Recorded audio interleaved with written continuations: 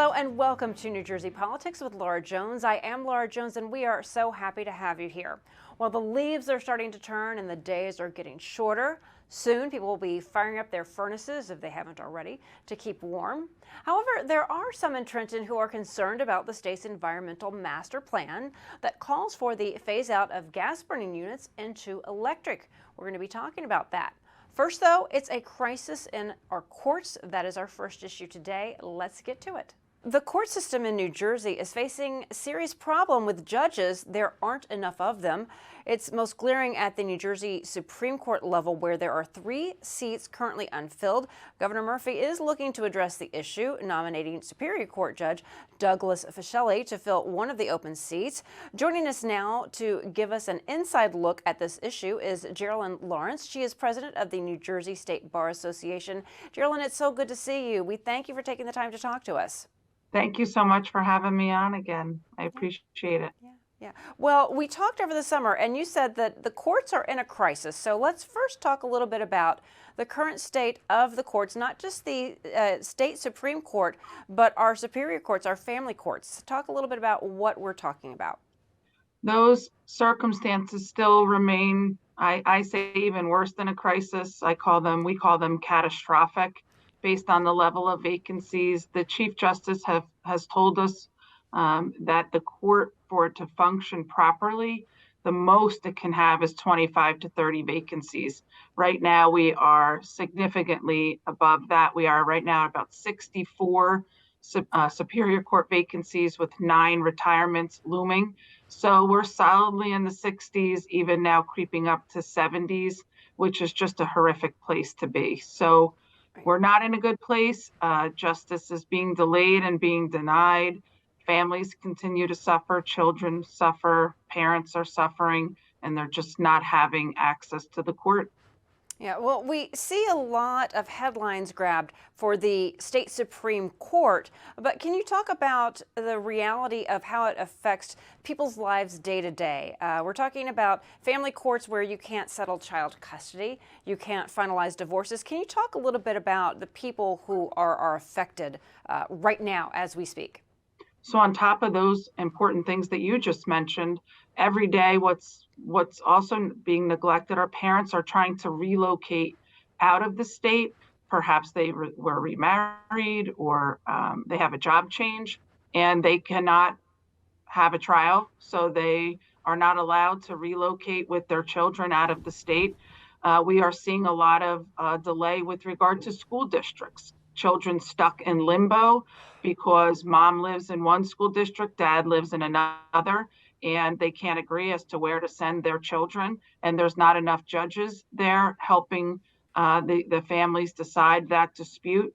So this is happening every day. Domestic violence cases, the backload there has increased tenfold. The backlog has increased tenfold. So victims of domestic violence are not able to have their day in court. So we are seeing a tremendous effect of not having enough Superior Court judges. On the Supreme Court, while we have 2 nominations right now, Judge Fischelli is sitting he's an appellate division judge, but the chief, in a very drastic and rare move, called him up to serve on the Supreme Court to fill these vacancies starting September 1st, since the legislature and the governor failed to act. So Judge Fischelli is actually temporarily assigned in the Supreme Court, but the governor just nominated him to the Supreme Court last week. Rachel Wehner-Apter has been nominated now for, I believe, 19 months. So even if they move through, and we expect that they will, and we expect that they'll have a tremendous legacy on the court, we still have 1 vacancy. So we certainly are hopeful that that doesn't take 19 months to fill that vacancy. So we're still pending confirmation of the 2 nominated. We still remain 1 Supreme Court vacancy and 60 to 70 plus in the trial court. That's incredible. A 19-month vacancy by one of those seats on the Supreme Court, state Supreme Court. And in New Jersey, we don't elect our judges. They are appointed. So what is driving the shortage of judges? We know many retired, but is it more than retirement? So I think it's retirement. I think there's some judges that are even submitting their paperwork early. I think they have worked extremely hard during the pandemic. I'm sure there's a level of frustration amongst our colleagues on the bench. They've worked harder than ever, and there's really no relief in sight. They didn't get a break at all during the pandemic. We virtually pivoted to Zoom or some other virtual platform very early on, but they just don't have any relief on the way. But there's only two places to look. Yes, we do not have elections, and I think New Jersey's better for it that we don't elect judges. It's the governor's job and the legislature's job, and so they need to collaborate. They need to work harder, stronger, better, spend more time together to fill these vacancies. There are great applicants out there waiting to get on the bench. We just need to get them into the seats. Yeah. So talk a little bit about the role that the New Jersey State Bar Association is taking to address this issue. What is it that you can do? What is it that you are doing? We are just continuing to try to shine a light on this issue. We are trying to work with the governor's office, with members of the legislature to keep this issue on the forefront of their minds and urge them to act with haste. We understand that these are important jobs to fill. We need the best and the brightest there, but really to keep this on top of mind for them and to continue to advocate and push that they get these vacancies filled.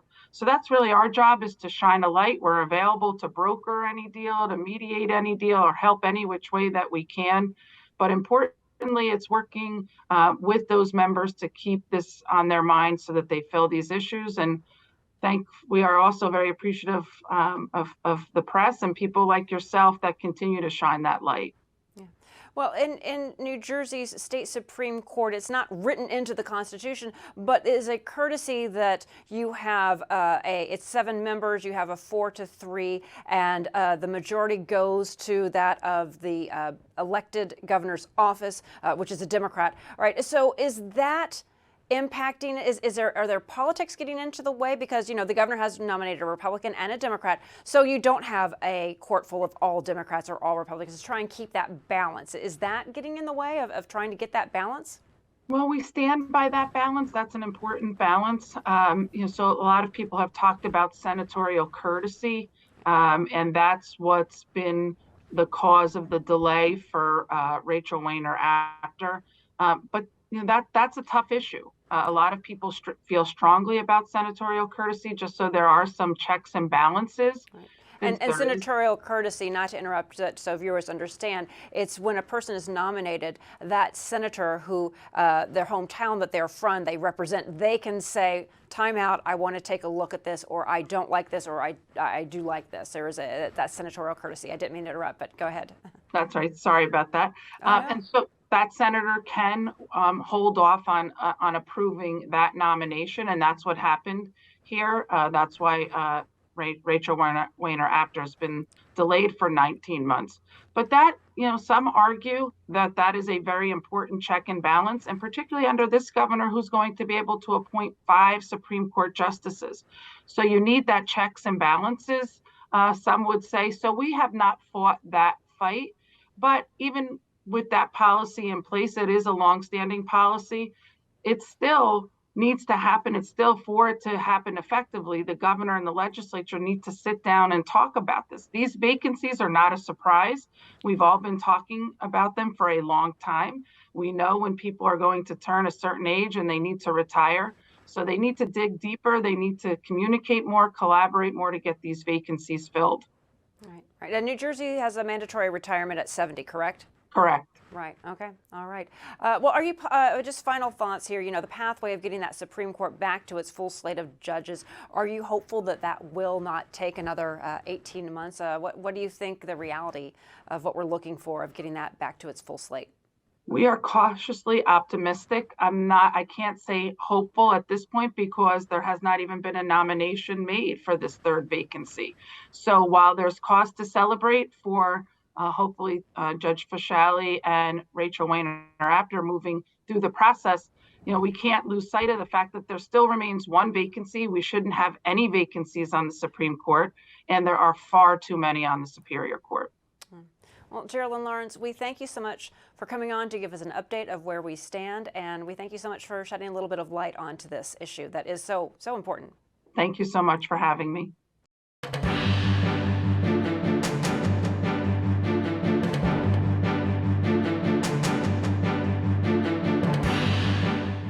Jim Florio, former governor of New Jersey, died last week at the age of 85. Governor Phil Murphy and several former New Jersey governors attended the memorial service held this week at Camden County College. Governor Murphy said New Jersey has lost a mentor, a leader, and a dear friend with the passing of former Governor Jim Florio. But we in no way have lost Jim's spirit, and it will inspire us all to do more with the time we have to set in place a better future for those to come. There were also tributes on the floor of the State Assembly in Trenton. Mr. Speaker, I rise to join in my colleagues in commemorating the life of Governor James Florio. While so much has already been said about Governor Florio's incredible life of public service, I felt it was important as one of the members who now represent the constituency that he once did in this august House to pay tribute to his life. Mr. Speaker, as a kid growing up in Camden County in the 1990s, Governor Florio's name was one of the first names in public service that I truly can remember. His name and his legacy guided so many into public service over the last half century, including myself, and I would expect some others that are in this chamber.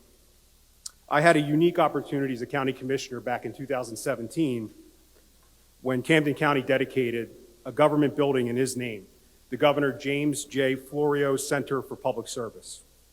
At that event, I had the pleasure of presenting the governor with a framed rendering of this dedicated building in his honor, and I will never ever forget how elated he was on that special day. It's something that I'll never forget, and as I think back to that evening, I do want to just state for the record in this House that there's a line that the governor had mentioned to me as one that stuck with him from a book that he read as a freshman in college. It's from John Steinbeck's In Dubious Battle. That line goes as follows, quote, "This guy didn't want nothing for himself. He didn't want nothing for himself," unquote.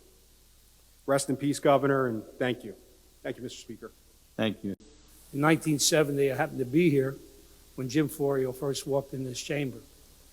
You could see how special he was even then. He had a way about him in terms of being tenacious, intelligent, very forceful, but also a very elegant, gentle person. My relationship with him became stronger in 1981 when he ran for governor, when we organized a group in North Jersey to support him. There I found out more about Jim Florio in terms of his stamina, his patience, his intellect, and the way he conducted himself. We all know about his accomplishments. These are the human characteristics that we observed and that we appreciate. It'd be very difficult to produce another individual like him. God bless him and his family. Thank you, Mr. Speaker. If everyone would please rise for a moment of silence in honor of Governor. Tributes came from Democrats and Republicans. Governor Florio's law partner, Doug Steinert, initially reported the news of his friend's death via Twitter. Quote, "Governor Florio passed away last night, comforted by family and friends.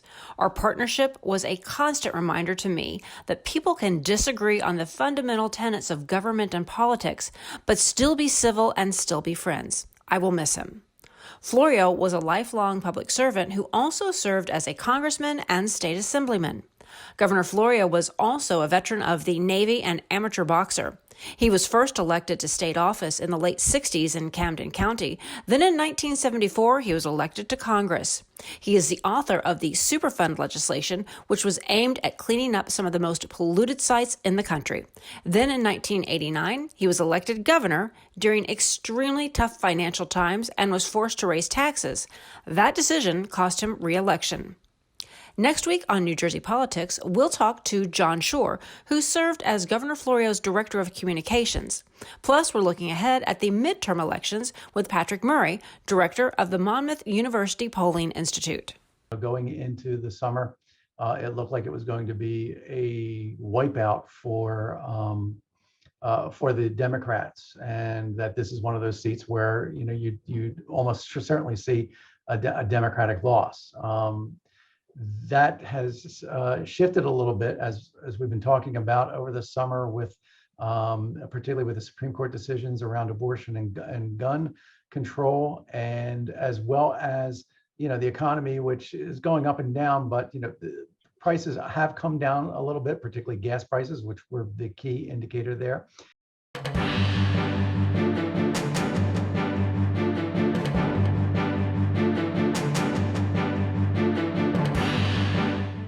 Business leaders are speaking out against a new state proposal to require apartments and offices to transition to electric boilers for heating. If implemented, gas boilers would have to be replaced by 2025. The rule is being proposed by the Department of Environmental Protection to help reduce emissions of greenhouse gases. Business leaders, however, say the rule is going to hurt more than help and make heating much more expensive. Here now to give his thoughts on the proposal is Eric DeGesero. He is the Executive Vice President of the Fuel Merchants Association of New Jersey. Eric, it's good to see you. Thank you for coming on. Thank you for having me this morning, Laura. Good to be with you. So let's just talk a little bit about your thoughts on this. You recently wrote a letter to the Senate President and the Assembly Speaker opposing the rules. So tell me, what upsets you about this? Well, Laura, thank you for having me in this opportunity to discuss the one aspect of the governor's energy master plan that has never been discussed because the governor has chosen to never discuss it. We're all familiar with solar, wind, electric vehicle, wind manufacturing, nuclear operating certificates, all aspects, including going back to when Governor Christie was the governor.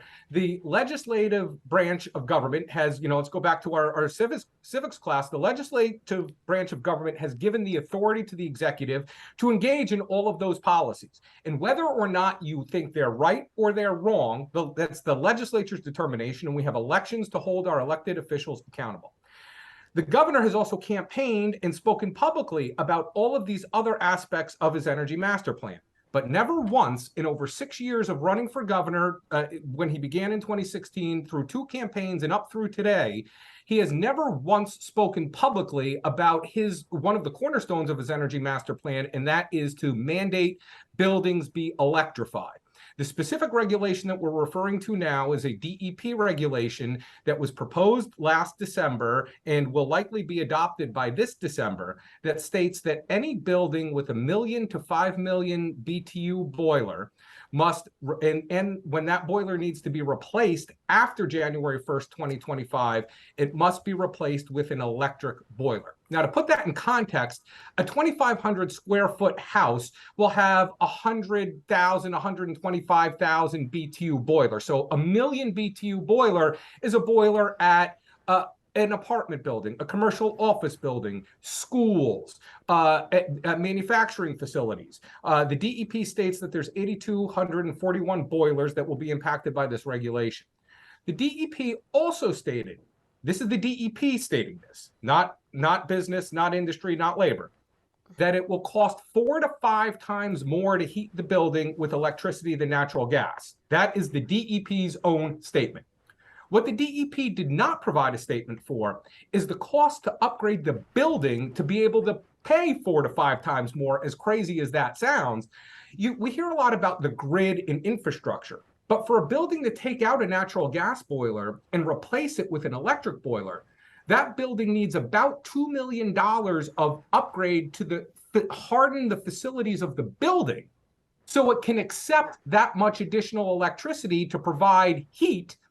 And that assumes that the electric utility has enough power at the service connection to the building to be able to provide that much power to provide the heat to pay 4 to 5 times more. Right, and you're saying also, like homeowners, for instance, will often put solar panels on their roof, and there is an initial cost to it, but ultimately it's because it does lower the bill and it is better for the environment, but you're saying no, Well, this isn't going to happen. This is just going to it's going to cost more.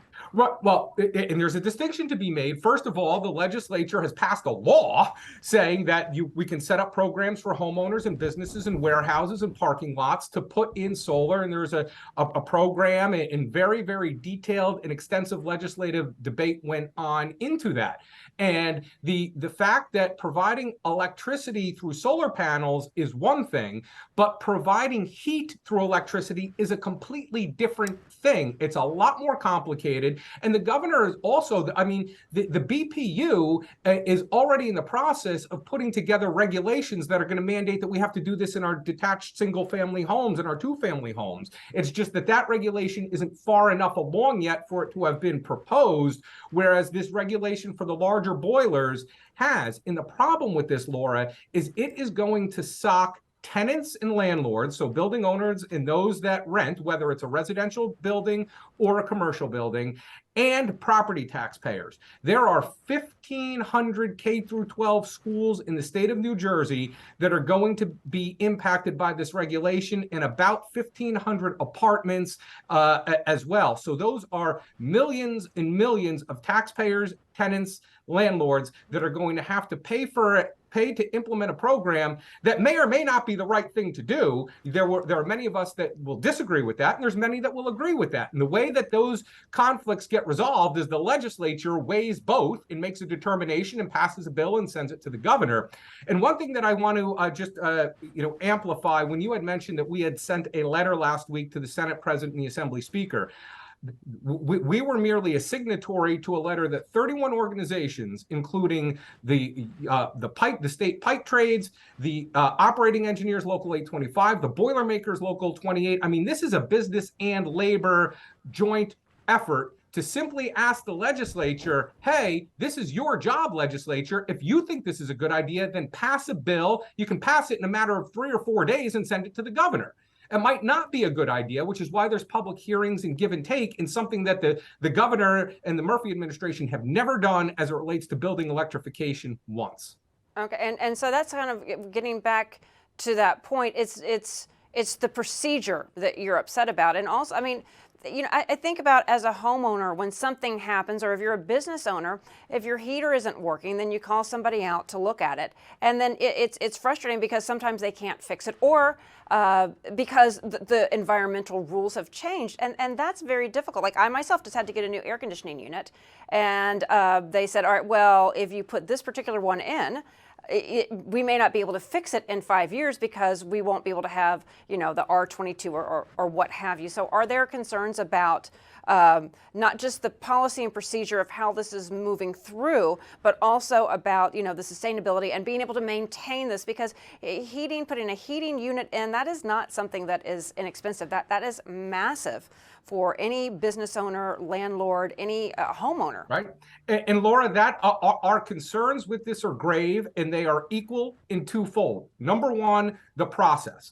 The legislature is the entity that the people of the state in 1947 empowered to make this decision. It's the legislature's to make. Look, the governor has the most persuasive power in the state as the chief executive. He has worked collaboratively with the legislature, and he has wonderful persuasive power, and he can get the legislature, he can work with the legislature as he has with other things to get them to pass a law to do this. So process is part of it, but the other part is cost.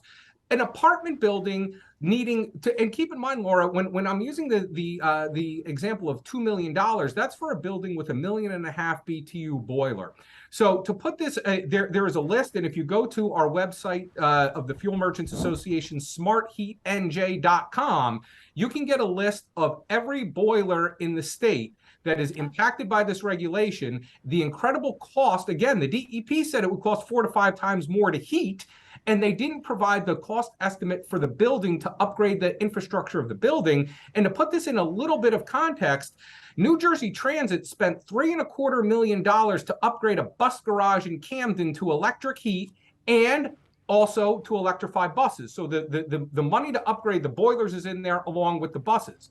So the $2 million estimate is right on point based on New Jersey Transit's experience in Camden. And in Maplewood, they spent $4.33 million to electrify one bus garage, with the balance of that going to the contractor to provide an estimate to electrify all the other New Jersey Transit bus garages. And that's just New Jersey Transit bus garages. That isn't the public schools.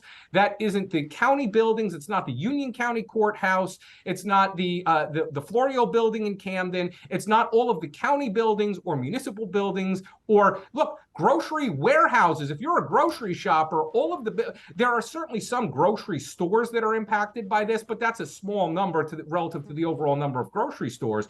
But many of the warehouses in the state that hold the product that winds up in grocery stores are going to be impacted by this. This is a monumental expense. This isn't simply replacing your heater. You need a construction project that you're building just to put in new heat, so you can pay 4 to 5 times more to do it. It's a bad policy. And again, the legislature is free to implement it, but they haven't done so yet. And that is what we're calling for. We're saying this is a bad policy in legislature. It is time for you to engage on this, as you have on other aspects of the Energy Master Plan, to either say this is a good policy, this is a bad policy, or we want to do something in between. And that is at the core. Again, while we're opposed to it because we think it's bad policy, it's incumbent upon the legislature, and the legislature alone, to be the one to set the policy, certainly working in collaboration with the governor. But this is the legislature's call, and it's time for the legislature to get engaged and make it, because we're inside 90 days before that DEP regulation is adopted. Right, right. So final thought here, even if a consumer or taxpayer isn't affected, you're saying it's going to affect every single person in the state of New Jersey. Strategy 4, page 157 of the governor's Energy Master Plan says he's going to electrify every building in the state. Yeah. All right. Well, Eric, we thank you so much for taking the time to talk to us and to detail this issue and why it's important for those watching and for those living in the state to pay attention to it. Thank you. Laura, thank you. Be well. And that will do it for today. Thank you so much for watching New Jersey Politics with Laura Jones. I am Laura Jones, and we look forward to seeing you back here next time.